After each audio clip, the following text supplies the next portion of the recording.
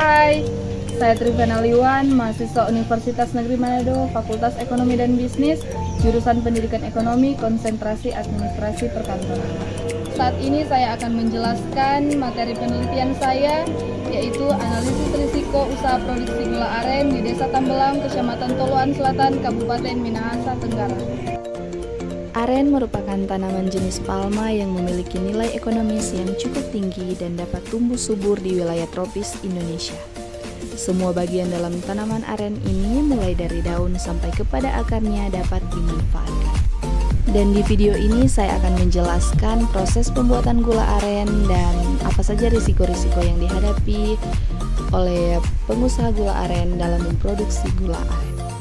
Proses pengolahan gula aren yang pertama adalah proses pengambilan air nira atau dalam bahasa Manado sering disebut proses batipar. Proses pengambilan air nira ini dilakukan setiap jam 6 pagi dan jam 3 sore. Dan mengapa dilakukan jam 6 pagi? Karena misalnya kalau air niranya diambil jam 8, bisa jadi air nira itu telah menjadi asam dan tidak dapat lagi diproses menjadi gula aren.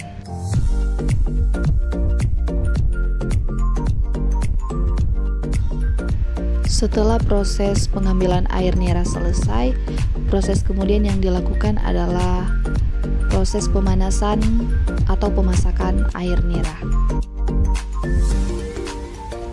Proses pemasakan air nira ini dibilang cukup lama karena memakan waktu sekitar 5-6 jam.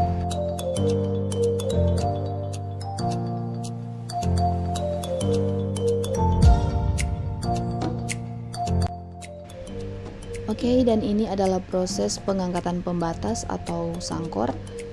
Hal ini menandai bahwa gula sebentar lagi akan segera diangkat.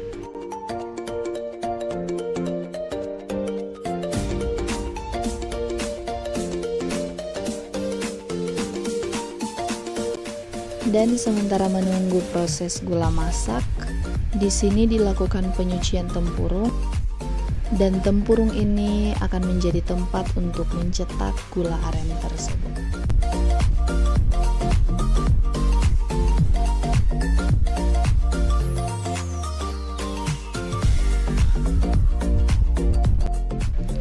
Di dalam proses pemasakan gula aren ini harus selalu diaduk untuk memastikan bahwa gula tersebut tidak menjadi gosong.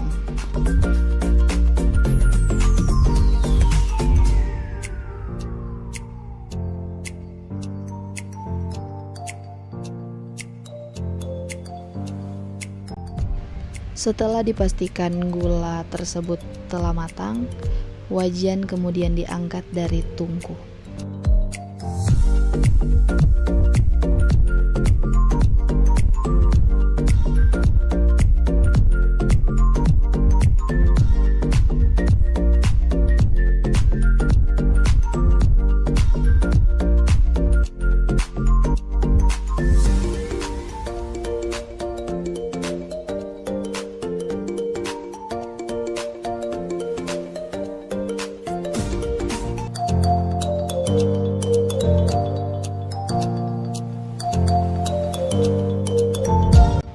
Oke, kegiatan selanjutnya yang akan dilakukan adalah proses pencetakan gula aren.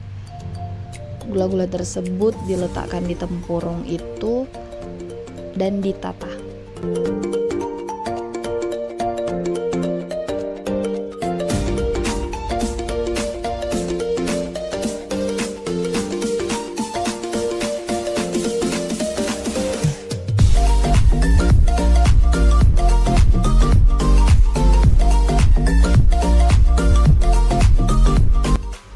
Setelah proses pencetakan gula sudah selesai, gula kemudian didiamkan sebelum nantinya gula akan dikeluarkan dari tempurung.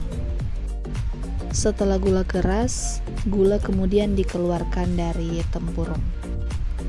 Terlihat di video ada daun-daun yang diambil. Nah, daun-daun itu ditaruh di bagian bawah tempurung, agar supaya gula yang ditaruh dalam tempurung tidak keluar di lubang yang di bawah tempurung itu.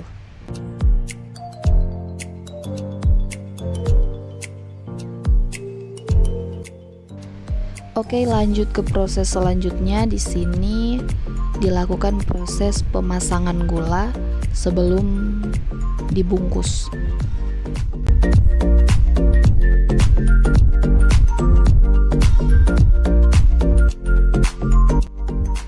Tada, inilah gula aren yang fresh from oven. Oke, ini adalah proses pembungkusan gula. Nah, setiap gula yang telah selesai, gula tersebut pastinya akan dibungkus seperti ini sebelum nantinya dibawa ke penampung gula aren.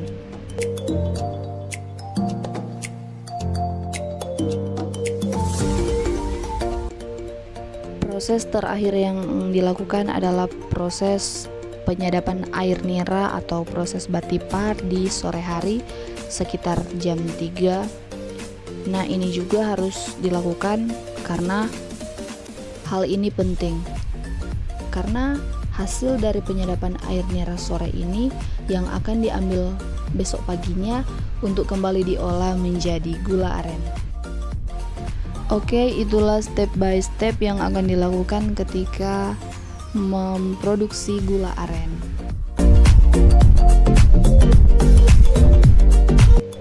Berikut saya akan menjelaskan risiko-risiko yang sering dihadapi oleh petani dan cara menanggulanginya. Yang pertama adalah faktor cuaca. Terlihat jelas di video bahwa proses pengambilan video ini cuacanya sedang hujan. Risiko yang saya lihat di sini adalah proses pengambilan air nira.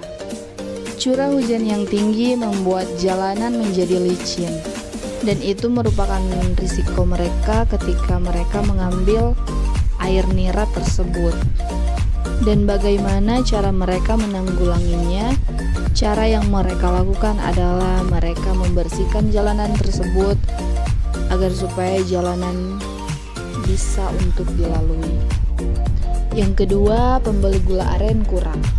Ketika tidak ada yang membeli gula aren tersebut atau gula aren tersebut tidak habis dalam satu hari, maka akibat yang diterima oleh pedagang yaitu gula aren tersebut menjadi banyak dan membuat gula-gula tersebut tertimpa dan akhirnya menjadi pecah-pecah.